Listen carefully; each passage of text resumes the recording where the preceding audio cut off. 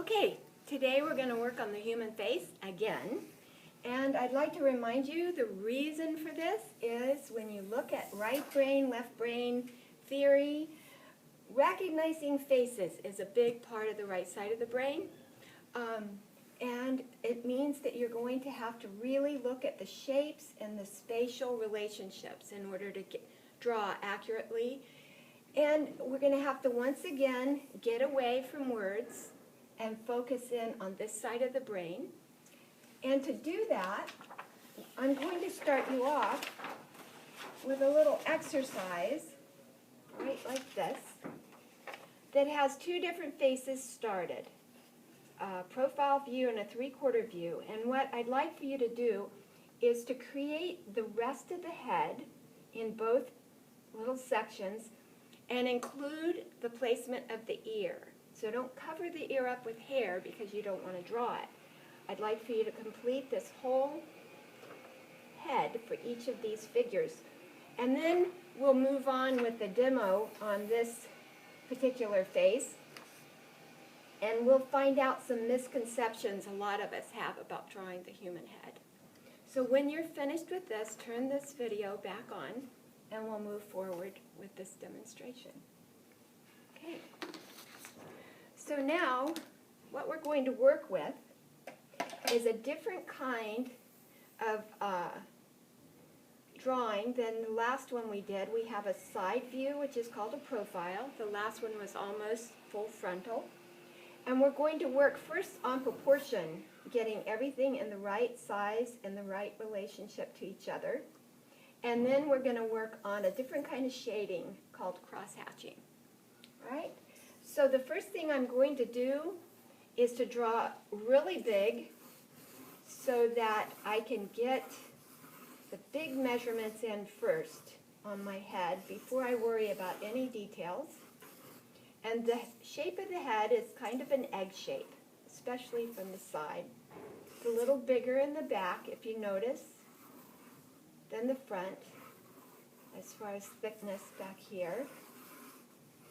And then we have the neck coming off the side here, and we have a little hint of the shoulder over here. Now, this is one of the biggest things you can always check on the head is where are the eyes? Because this is very consistent. The eyes are halfway down the head, if you notice, and there's a little note here to remind you. You can start at the top of the head, and remember the hair sometimes comes up and makes it a little higher. So you want to go under where the hair is and think about the top of the skull.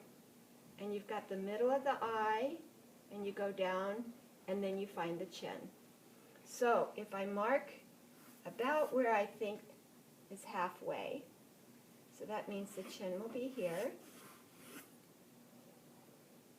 And I can adjust that if I want to, but I'm just kind of guessing. And then I'm going to move that all the way back so that I can line up other things in just a minute. So the next thing I can check is I can go, all right, eye to chin. Then I can turn actually let's use our pencil. I tend to use my fingers. Eye to chin, and then I can go from the front of the eye to the front of the ear. So if my eye is lined up here, I'm going to take my pencil, front of the eye to the front of the ear. So I'm going to make a mark where I figure the eye is, do that again, and make a little mark where I figure the ear is going to go.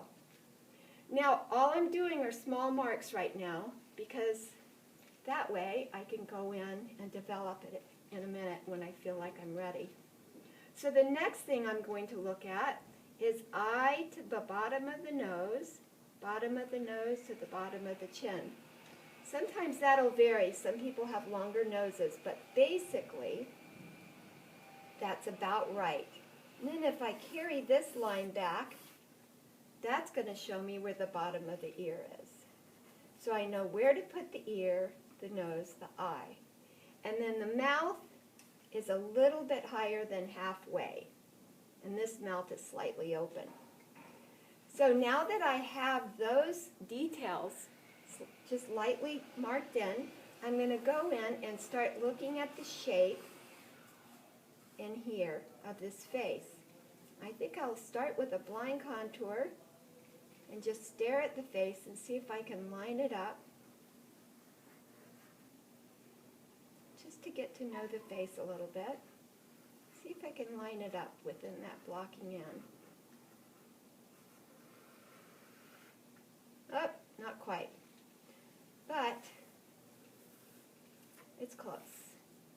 The main thing I want to find out from a blind contour is I want to get a sense of how does this forehead happen. It's a little sharper. Then I'm going to change the angle of the nose. What do I do here? I think I'll use my pencil. Look at this negative shape right here. It's very strong symbols for eyes, so this is an important negative shape right in here. Kind of a rectangle right there. This needs to be tucked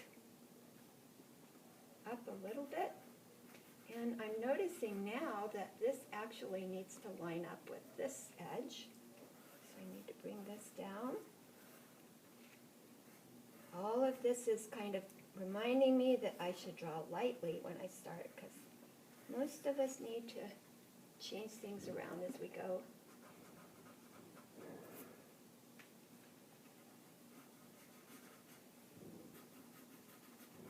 Shadow in here that I can look at to help me with that distance.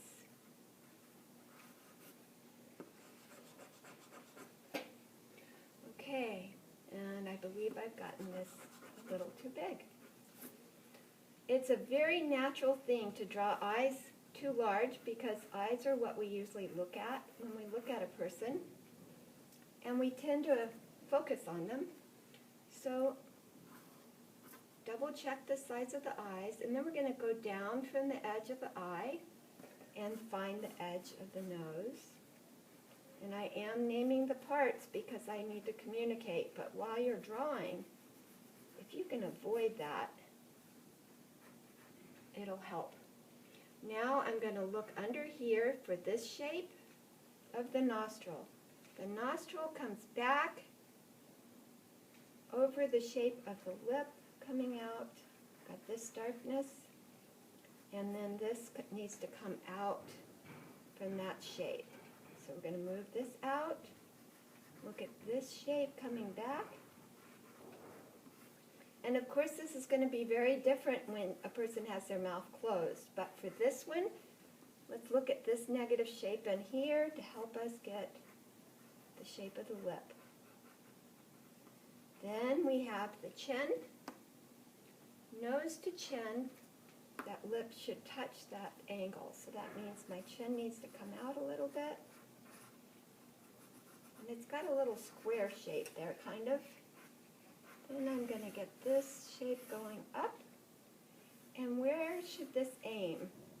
This edge of the chin looks like it would aim towards the back of the ear. All right. Now I'm going to move on and do this line up with the ear. The top of the eye is actually what lines up with the ear, not the middle of the eye. All right? The top of the eye and the bottom of the nose. So top of the eye, bottom of the nose. And then I'm going to double check this measurement, eye to ear. Or with your pencil, top of the eye to the chin, front of the eye to the front of the ear. So now I can look at that shape and draw it in and hopefully have it in the right place. Draw it very lightly. Everybody's ears are different. Some are smaller and larger, so you want to double check that according to the person you're looking at. I'm going to create this hairline just to give me a negative shape up in here to check. And as I do that, I notice that this is more curved in my drawing than it is in her drawing. So I'm going to straighten that out a little bit, bring this down a little bit. step back for a second, see if I have anything I need to adjust. The nose feels a little too long, might be because it's a little too thin. All right, so I've got the basic proportions. I'm going to aim this shape up to here, get rid of this line. Thank goodness for erasers. Then here's another element that quite often gives us trouble. The neck starts up right behind the ear. You can feel on the back of your neck and where it joins the skull and line it up with your ear. So feel that, and then let's get her head lined up correctly with her neck. All right, now we're going to start looking for those shadow shapes like we did in the last drawing. Shadows don't have names, so it's nice to focus in on them. But instead of using charcoal this time, this is a type of shading called cross-hatching. And I've got a shape here that comes across and down from about here. So the cross-hatching is not just, notice that the lines go with the shape of the face. And cross-hatching means lines crossing over one another. So it is a face, soft skin, so you don't want to make these lines really harsh. You want to let them curve with the face and make them as fine as you can. Along the front of this shape, we have lines going in towards the eye. And these lines on the lid are actually curving down. And then right back here, when you have a dark spot, this dark spot, you can go in there and just kind of scumble it back and forth to darken it. And this takes time, building this up lightly, because if you don't take your time, you're going to end up with a very rough-looking face. So we are pulling these lines down slowly, noticing that they create a feeling of form. This white right here, there's a white shape where the light is hitting. And if I lightly do my cross-hatching around that white shape, it will give me a nice feeling of roundness. Even has a little shadow that goes up, a little strange shape here. All right, but this shape is darker, so let's let that get darker, and I've lost my little white edge here. You can always go in it with an eraser and pull out your whites, as you learned with the charcoal. Then this shape underneath is quite dark, creating a shadow. And we have another shape right here, a little triangle. Now all of these shapes are going to take time, and you're certainly welcome to fast forward this so you don't have to spend quite so much time watching it. But I'm going to keep working these lines in here. Get this little dark place right here. Every now and then I'm going to step back, see if I've got things lined up right. I'd like to tell you while I'm working on this that this is an image created by a woman who goes by the nickname of Swoon, S-W-O-O-N. She is a graffiti artist in New York City. And so anytime you do a study of someone else's art, you want to always give them credit. So this is a study of her work. So if I were to finish this and hang it up somewhere, I would say a study of Swoon. That's her nickname. Anyways, her work is quite beautiful. It always includes the human figure, and she uses her friends or people who are living on the street. She really likes everyday people to be in her compositions. I I think they're beautiful. Build this up a little more. My pencil isn't very sharp. I think I'll grab a different pencil here. I've got this dark area right here, which creates this interesting little tilted shape and brings me up to the ear shape. But this has some cross-hatching that's just hatching, just single lines coming down. Then I have the cheek area has a very rounded shape. Once again, I want to build this up carefully. These pieces by Swoon are actually woodblock prints. So the cross-hatching is the best way to shade with a woodblock print, but I think they're great to draw from. I'm going to go in and darken this a little. These lines are going straight across here, and they're kind of blending up into the cheek shadow. And then these lines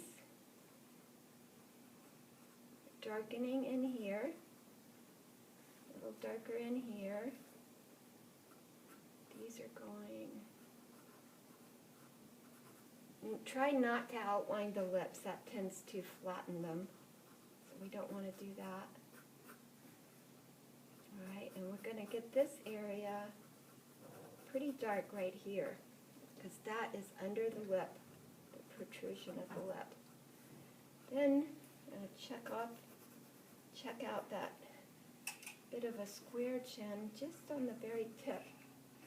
Still very feminine, but it's a bit square there. Then there's a bit of white shape right here, light hitting the figure. And of course, my lines are pencil lines, so they are going to be lighter than what the artist had going as a woodcut.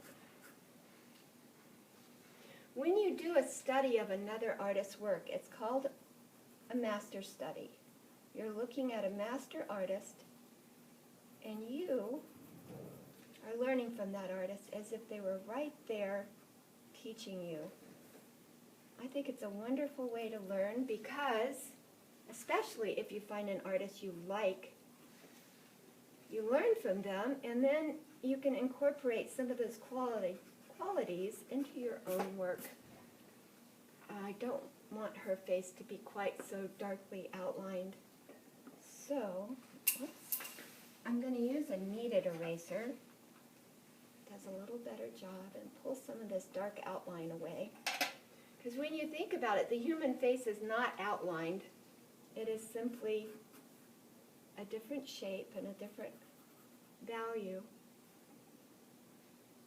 This dark shape coming here. Kind of working my way all the way back up here and noticing areas that need to get even darker. I'm going to take and look at this line that's going down from the eye to the side of the nose. The mouth should be back farther than that. So I think the mouth isn't open far enough. Bring that back, and I'm going to change this angle right here. That does a better job right here. Once again, double check. Still a little bit farther.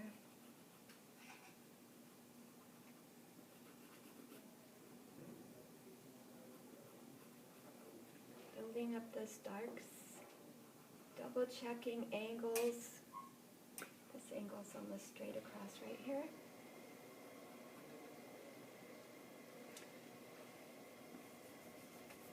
Line right here keeps distracting me. So as I go along, I am slowly building this up because I don't want it to be too sharp looking. And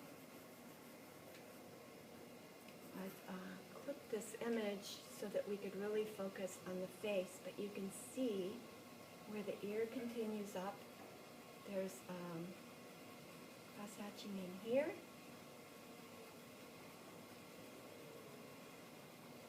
And then we've got some really dark lines coming down here.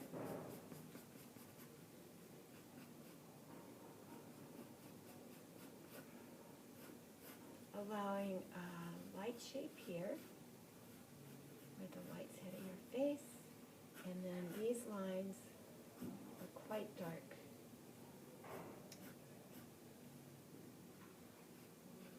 When we do printmaking, you'll learn about how artists, when they create prints, are able to create these dark areas. We're going to use this to do cross-hatching. So these lines are darker under here, and then they lighten up as they go up the face.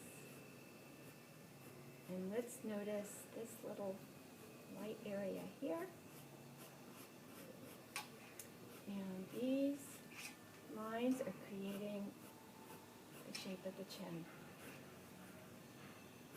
Right. So I'm going to keep working on this to build this up more, because when I get back and squint my eyes, I can see. Remember that trick when we were doing the charcoal? As you're working, you move back every now and then and squint your eyes, and it'll help you see the darkest areas and the lightest areas. This is a very dark shadow, and then I come up very lightly to this area, and then I have this white area right here. And it gives me that bit of light hitting the nose. This light area.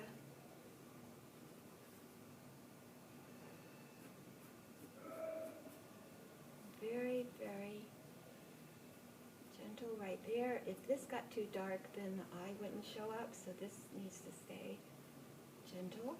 And then out from the lid is where you can get dark, because the lid is lighter.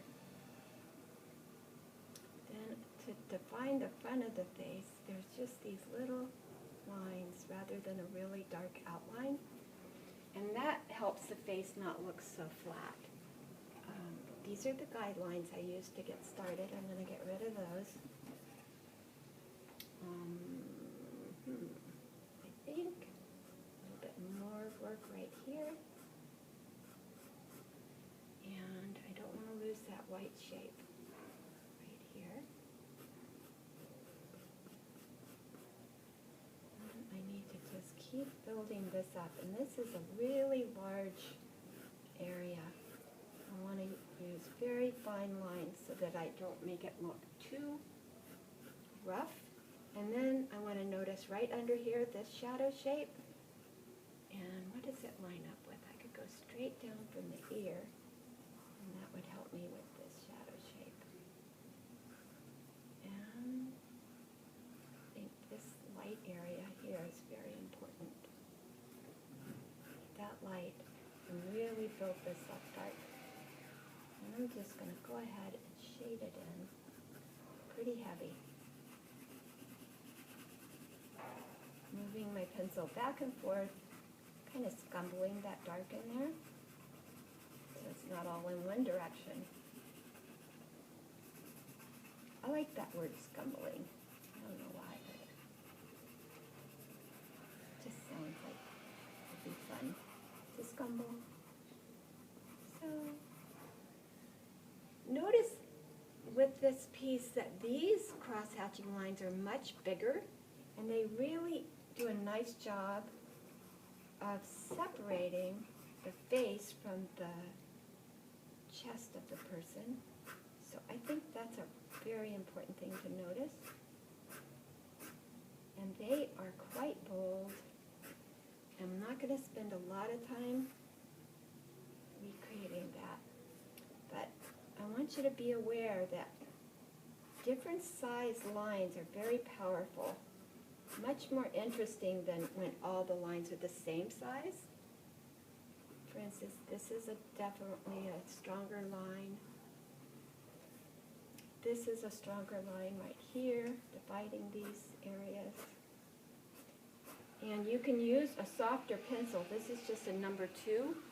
But if you can find a number 4 some of our pencils are darker and they will give us bigger, stronger lines.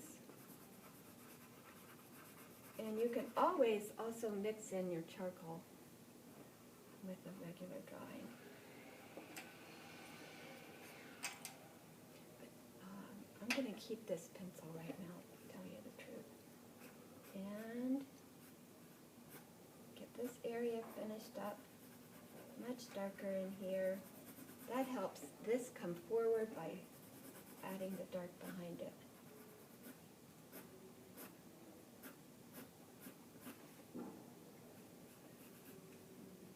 Get this little sheet going here.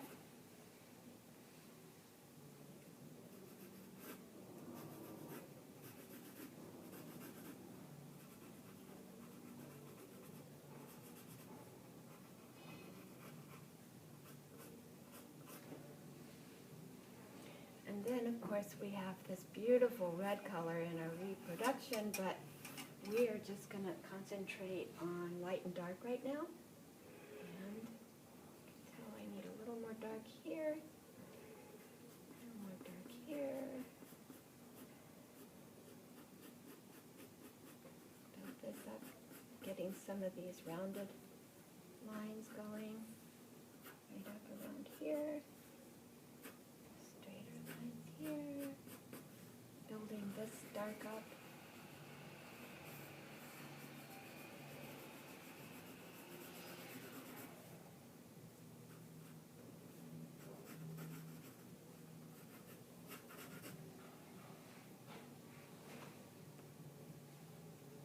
Measure this to the nose.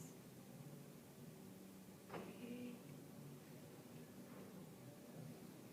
My nose may be a little too long. Get this last bit in here, and I will call this a quick study of Figure by Swoon.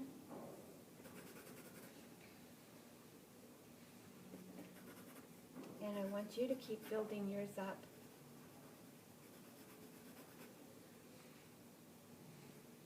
Get some of these lines in here and see how much form you can capture. Remember to double check all these measurements.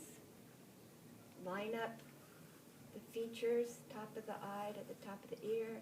Might have my ear a little too high. Bottom of the nose, bottom of the ear, and then this. Okay.